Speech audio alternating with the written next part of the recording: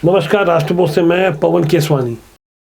छत्तीसगढ़ में इन दिनों भारतीय जनता पार्टी खुद को जिस तरह से प्रोजेक्ट कर रही है, उससे पहले कभी भी भारतीय जनता पार्टी का ये रूप देखने को नहीं मिला। दरअसल भारतीय जनता पार्टी को अब जाकर समझ में आ रहा है कि केंद्र की इतनी सारी योजनाएं जो राज्य के पक्ष में यहाँ की जनता के लिए लागू की जा रही है, उसका श्रेय कैसे लिया जाए। मैं आपको भिलाई के कुछ अंडरब्रिज और ओवरब्रिज की जानकारी दूंगा, जिसे केंद्र सरकार के पैसे से बनाया गया है, लेकिन भारतीय जनता पार्टी के स्थानीय या प्रदेश स्तर के नेताओं की एक्टिविटी जो लगभग शून्य सी पड़ी थी, जनता ने या तो उसे उद्घाटित कर दिया या कांग्रेस के नेताओं ने इसके लिए फीता काट दिया। एक विवाद दुर्ग में हुआ था, जहां ठगड़ा बांध और रेलवे क्रॉसिंग के ऊपर एक ब्रिज बनाया गया था। पीडब्ल्यूडी मंत्री ताम्रध्वज साहू और राज्यसभा सांसद सरोज पांडे के बीच रार छिड़ी थी। यहाँ ताम्रध्वज साहू ने इस ब्रिज के लिए फीता काटकर जनता के सामने इसका श्रेय लेने की भरपूर कोशिश की। अब जब धान खरीदी का विषय आया है, तो भारतीय जनता पार्टी के प्रदेश अध्यक्ष सांसद अरुण साव सामने आए हैं। उन्होंने बताया है कि 100 मीट्रिक टन जो धान की खरीदी हुई है, उसका 90% पैसा केंद्र ने दिया है। हालांकि धान पहले भी खरीदे जाते रहे हैं, लेकिन भारतीय जनता पार्टी ने इससे पहले कभी भी इस ढंग से समझाने की कोशिश नहीं की जैसे अरुण साहू अपनी बातों को रख रहे हैं। आप ध्यान से भाजपा के प्रदेश अध्यक्ष अरुण साहू की इस ताजा बयान को सुनिए, उसके बाद मैं आपको बताऊंगा कि इन दिनों छत्तीसगढ़ में कांग्रेस की तैयारी कैसे चल रही है और किस तरह से कांग्रेस के निचले स्तर के कार्यकर्ताओं की नाराजगी को थामने के लिए केंद्रीय नेता एक्टिव हो गए हैं। उससे पहले भाजपा के प्रदेश अध्यक्ष अरुण साहू का ये बयान। 100 लाख मीट्रिक टन धान खरीदकर राज्य की कांग्रेस सरकार जो जश्न मना रही है, वो वैसा ही है जैसे बेगानी शादी में अब्दुल्ला दीवाना। एक बार भी तो ये कांग्रेस के लोग नरेंद्र मोदी जी को धन्यवाद देते कि हमारा पूरा धान खरीद रहे हो और 90% राशि भी उस धान खरीदी का दे रहे हो। छत्तीसगढ़ की राजनीति के लिए एक और चौंका देने वाली खबर सामने आई है। वह खबर तैयार हुई थी दिल्ली से 16 जनवरी को, जब सुप्रीम कोर्ट ने एक बड़ा फैसला देते हुए 58% आरक्षण की मांग को खारिज कर दिया, जबकि राज्य सरकार की ओर से 76% आरक्षण के 2 विधेयक पास कर राज्यपाल के पास मंजूरी के लिए भेजे हुए हैं। यहाँ राज्यपाल और राज्य सरकार के बीच रार छिड़ी हुई है। इस बीच जो पुराने वाले आरक्षण की व्यवस्था थी, जिसे पूर्ववर्ती भाजपा की डॉक्टर रमन सिंह वाली सरकार ने 2012 में लागू किया था, जिसे 19 सितंबर 2022 को हाई कोर्ट ने खारिज कर दिया था। अब इस 58% आरक्षण वाली व्यवस्था को भी सुप्रीम कोर्ट ने खारिज कर दिया है। अब इससे हो यह रहा है कि छत्तीसगढ़ में मौजूदा समय में वैसे तो कोई आरक्षण का रोस्टर लागू नहीं है, लेकिन उच्च न्यायालय ने अपने यहाँ होने वाली भर्तियों में सीधे तौर पर 50% आरक्षण वाले नियम को लागू किया।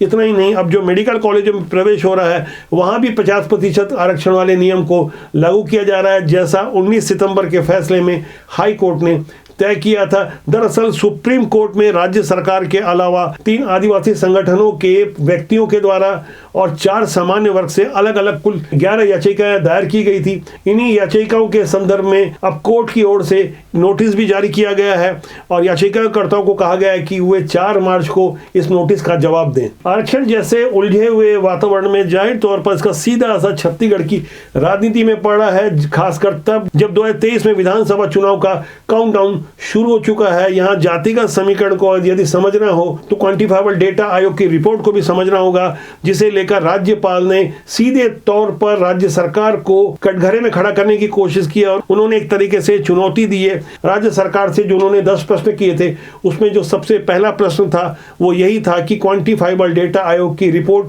को सार्वजनिक किया जाए। उन्होंने अपने उन 10 प्रश्नों में अलग अलग तरीके से रिपोर्ट को सार्वजनिक करने की बात की थी। दरअसल यह रिपोर्ट 12 नवंबर को राज्य सरकार के सामने आ गई थी, जिसे 24 नवंबर की कैबिनेट बैठक में मंजूरी मिलने के बाद 2 दिसंबर 2022 को विधेयक की शक्ल देते हुए राज्यपाल को भेजा गया था। तब क्वांटिफाइबल डेटा आयोग की रिपोर्ट का ही हवाला दिया गया था। रिपोर्ट में क्या लिखा हुआ है, कौन सी जाति की कितनी आबादी है, इसे अभी तक वैसे तो सार्वजनिक नहीं किया गया, लेकिन विभिन्न माध्यमों से जो जानकारियां छन करके सामने आ रही है, उसे ही आधार बनाकर मीडिया भी अपने ढंग से तथ्यों को प्रस्तुत कर रहा है। वैसे भारत में आज़ादी के पहले 1931 में आखिरी बार अंग्रेजों के द्वारा जातिगत आधार पर जनगणना की गई थी। उसके बाद भारत में कभी भी जातिगत आधार पर जनगणना नहीं हुई। हालांकि 2014 तक राशन कार्ड के आधार पर अनुमान लगाकर आरक्षण की व्यवस्था दी जाती रही, जहां ओबीसी वर्ग को छत्तीसगढ़ में 50% से ज्यादा माना जाता रहा, जबकि आदिवासियों के लिए 32% की व्यवस्था थी। वहीं अनुसूचित जाति वर्ग के लिए पुराने वाले आरक्षण व्यवस्था के हिसाब से 16% आरक्षण की व्यवस्था थी। तब उनकी आबादी 12% के आसपास मानी जाती रही। यही 3 बड़े जाति वर्ग हैं जो छत्तीसगढ़ की राजनीति की दशा दिशा के साथ कुर्सी भी तय करते हैं। यही कारण है कि जब विधेयक प्रस्तुत किया गया तब भारतीय जनता पार्टी के सदन में कुल 14 विधायकों ने कांग्रेस के विधायकों के साथ अपनी सहमति दी, यानी सर्वसम्मति से ये दोनों विधेयक प्रस्तुत किए गए, जिसमें 76% आरक्षण की व्यवस्था थी, जबकि हाई कोर्ट ने पहले ही 58% आरक्षण को भी अमान्य कर दिया था। हालांकि सीएम भूपेश बघेल लगातार अपनी स्थिति स्पष्ट कर रहे हैं, अपनी पार्टी की स्थिति स्पष्ट कर रहे हैं, राज्यपाल पर तीखे आरोप लगाए जा रहे हैं। दरअसल होता यह है कि केंद्र में जिस पार्टी की सरकार होती है और राज्य में दूसरी विचारधारा की सरकार होती है, तब वहाँ राजभवन राजनीति का अखाड़ा बन जाता है, क्योंकि वैचारिक रूप से यही माना जाता है कि जो केंद्र सरकार चाहती है वो राज्यपाल के माध्यम से प्रस्तुत करवाती है। लेकिन छत्तीसगढ़ के राज्यपाल ने जो 10 प्रश्न खड़ा किए हैं उस पर राज्य सरकार ने तीखा हमला किया और बता दिया राजभवन या राज्यपाल का कोई अधिकार नहीं है कि वे राज्य सरकार से प्रश्न पूछे। हालांकि राज्य सरकार की ओर से उन प्रश्नों का जवाब दिया गया है, लेकिन राज्यपाल ने उन जवाब से असहमति दिखाते हुए अभी तक विधेयक पर कोई निर्णय नहीं लिया है, न तो हस्ताक्षर किए हैं, न तो राज्य सरकार को वो विधेयक वापस किए हैं। उन्हें जो अनुच्छेद 200 में शक्तियां मिली है उसके अनुसार उन्होंने अभी तक आरक्षण वाले विधेयक को अपने पास रखा हुआ है। इस तरह से होल्ड में विधेयक को रखने से इसके क्या राजनीतिक फायदे होंगे या नुकसान होगा, आम जनता का क्या होगा, खासकर उन प्रतियोगी छात्रों का क्या होगा। 12 फरवरी को सीजीपीएससी के एग्जाम्स हैं और 27 जनवरी से सब इंस्पेक्टर भर्ती की प्रक्रिया शुरू होने वाली है। इसे लेकर लंबे समय से छत्तीसगढ़ के युवा तैयारी कर रहे हैं। इसी तरह से अन्य वैकेंसियां लंबित है या प्रक्रियाधीन है। यदि कोई हाई कोर्ट जाकर उन विज्ञापनों को चुनौती देता है, आरक्षण की व्यवस्था को चुनौती देता है, जिसे फिलहाल शून्य माना जा रहा है, ऐसे असमंजस के हालात में जब चुनाव है, ऐसे समय में जाहिर तौर पर इसका राजनीति पर कितना असर पड़ता है यह देखने वाली बात है। एक तरफ भारतीय जनता पार्टी केंद्र की मोदी सरकार की नीतियों को लेकर, जैसे मैंने पहले बताया कि किस तरह से भाजपा के प्रदेश अध्यक्ष अरुण साव इस वक्त फ्रंट फुट पे बैटिंग कर रहे हैं और आने वाले समय में प्रधानमंत्री आवास योजना जैसे तमाम ऐसे मुद्दे जिसका सीधा सरोकार आम जनता से है, केंद्र सरकार की योजना है, इन्हें बताते और समझाते हुए राज्य सरकार को घेरने की कोशिश की जाएगी। वहीं दूसरी तरफ प्रदेश में जिस पार्टी का शासन है यानी कांग्रेस की ओर से हाथ जोड़ो यात्रा निकाली जा रही है, इसे लेकर एक बड़ी तैयारी चल रही है। अभी हाल में ही छत्तीसगढ़ कांग्रेस की प्रभारी कुमारी शैलजा का एक पत्र भी चर्चा में आया, जहां जमीनी स्तर पर ब्लॉक लेवल के कार्यकर्ताओं को तवज्जो देने की बात हुई। इसके लिए बाकायदा कांग्रेस के संगठन महामंत्री अमरजीत चावला का एक पत्र भी कांग्रेस के तमाम संगठनों को संप्रेषित किया गया है, जिसमें उस चिट्ठी का हवाला दिया गया है, बताया गया है कि किस तरह से प्रभारी मंत्री के प्रवास के दौरान जिले के नेताओं को उनकी योग्यता के अनुसार उचित सम्मान दिलवाया जाए, जो उपेक्षा हो रही है उसे रोका जाए। ऐसी कवायद का सीधा मतलब है कि कांग्रेस किसी भी तरह का जोखिम मोल नहीं लेना चाहेगी, क्योंकि 2017 और 18 में जिस तरह की पूर्ववर्ती रमन सरकार के समय भारतीय जनता पार्टी के कार्यकर्ताओं के हालात थे, कार्यकर्ताओं का जो आक्रोश था, उससे सबक लेकर कांग्रेस नहीं चाहेगी कि अपने जमीनी स्तर के कार्यकर्ताओं को कहीं भी नाराज किया जाए। यहाँ एक बात निकल कर आती है कि भारतीय जनता पार्टी की ओर से दावा किया जाता था कि उनके छत्तीसगढ़ में 50 लाख से ज़्यादा कार्यकर्ता हैं, मिस कॉल के माध्यम से जो मेंबर बनाए गए हैं, उसके अलावा संपर्क करके व्यक्तिगत रूप से इतनी बड़ी कार्यकर्ताओं की फौज खड़ी की गई।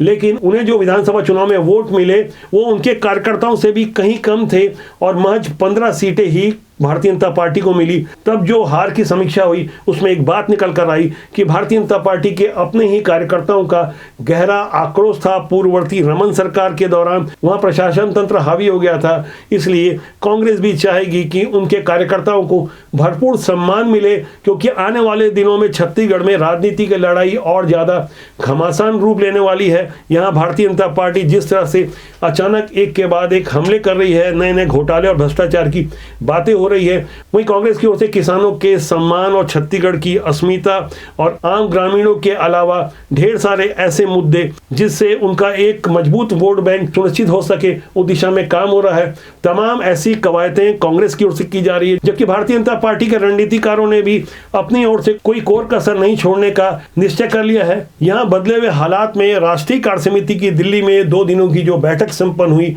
वहाँ छत्तीसगढ़ के प्रतिनिधि भी शामिल हुए। अरुण साव के अलावा डॉक्टर रमन सिंह और नेता प्रतिपक्ष नारायण चंदेल और राष्ट्रीय पदाधिकारी रूप में लता उसेंडी, अजय चंद्राकर जैसे ऐसे तमाम दिग्गज शामिल हुए, जिन्हें इस बात की स्पष्ट जानकारी दे दी गई है कि उन्हें खासकर छत्तीसगढ़ के लिए करना क्या है। वैसे जम्मू कश्मीर को मिलाकर इस साल 10 राज्यों के चुनाव हो सकते हैं, लेकिन छत्तीसगढ़ के मामले में केंद्र की संजीदगी का अंदाजा, जैसे मैंने पहले बताया था, इसी बात से लगाया जा सकता है कि ओम प्रकाश माथुर और अजय जामवाल जैसे संगठन के ऐसे दिग्गजों को मैदान में उतारा गया है, जिन्होंने न केवल भाजपा को बार बार यूपी में विजय दिलवाई, नॉर्थ ईस्ट में विजय दिलवाई, ऐसे प्रमुख संगठनकर्ताओं को छत्तीसगढ़ जैसे छोटे राज्य में भेजने का साफ मतलब है कि केंद्र पूरी ताकत झोंक देना चाहता है। हर हाल में छत्तीसगढ़ में जो 15 साल का शासन रहा, उसके बाद जिस तरह की विदाई हुई, उस अपमान का बदला लेना चाहेगा। इसलिए छत्तीसगढ़ के अलावा केंद्र के चुनिंदा नेताओं को भी महत्वपूर्ण जिम्मेदारियां दी जा रही है, और खासकर राज्यपाल की भूमिका की अगर बात करें तो यहां भी केंद्र की ओर से स्पष्ट बातें कही गई है। ढेर सारी अंदर की ऐसी बातें जिससे छत्तीसगढ़ की राजनीति की दशा और दिशा एकदम से बदलने वाली है। ढेर सारी अंदर की जानकारी हमारे पास आती रहती है, नए नए अपडेट्स और इनपुट्स आते रहते हैं। राजनीति की सुचिता के लिए राष्ट्रबोध का यह जनमंच लगातार आपके साथ बना हुआ है। ऐसी ही ढेर सारी अन्य जानकारियों को मैं आपसे साझा करता रहूंगा। हमारा मानना है कि राजनीति बुरी नहीं होती, राजनीति को इतना बुरा बना दिया गया है, कुछ बुरे लोग इसमें हावी हो गए हैं, इसलिए अच्छे लोग इसमें शामिल नहीं हो पाते हैं। राष्ट्रबोध आपका अपना जनमंच है जो राजनीति की सुचिता के लिए लगातार संघर्षरत है। हमारी कोशिश होगी कि हमारे साथ लगातार बने रहें। यदि आपने सब्सक्राइब नहीं किया है तो राष्ट्रबोध को सब्सक्राइब कर लें, और खासकर कमेंट बॉक्स पे जाकर अपनी राय जरूर रखें, ताकि हम आपकी राय से कुछ और बेहतर प्रस्तुति देते रहें, देश और समाज के लिए बढ़िया काम करते रहें। नमस्कार।